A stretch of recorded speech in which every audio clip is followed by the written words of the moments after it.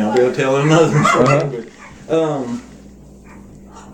My grandmother, my mom's mother, Alma Alexander, was the storyteller for me. She always had stories to tell me, and that's one of my most favorite and fond memories of my grandmother.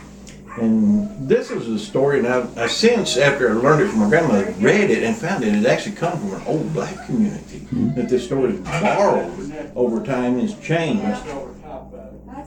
But during the 30s, when my grandmother grew up, during the Depression era, everybody was having it hard, and the men would go from place to place trying to find work, and some even resorted to thievery in order to get by. We didn't have lawnmowers, they didn't have lawnmowers and that kind of thing, so they used sheep to keep the graveyards cleaned off. And in order to keep the sheep would be in these graveyards, and they'd have them fenced in, but on occasion you would get somebody come along and steal a sheep so they'd have something to eat.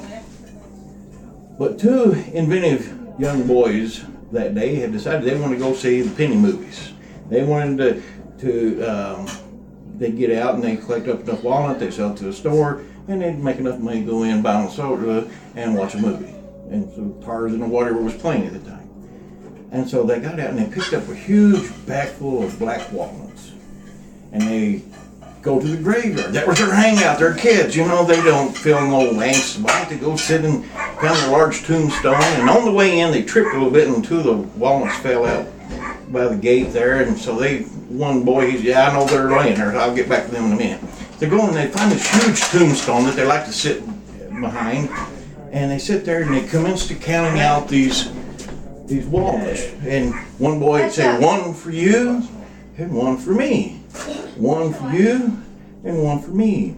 Now during this process, these boys were, like I said, behind the tombstone, couldn't see them, and two thieves come along. They were desperate. They hadn't had any luck finding any work, and they thought, okay, it's time. We're hungry. We got to have something. Let's steal a sheep. Well, you know, one sheep. They're not going to miss it. And so they got down there by the gate, and they got to hearing these boys. And the one feller said, "You reckon what that is?" Another feller said, "I don't know." And said, "Listen, real close." And they surmised. They said, "Oh, I know what's going on in there. That's the Lord and the devil. They in there counting out the souls. One for you and one for me. Can't you hear them?"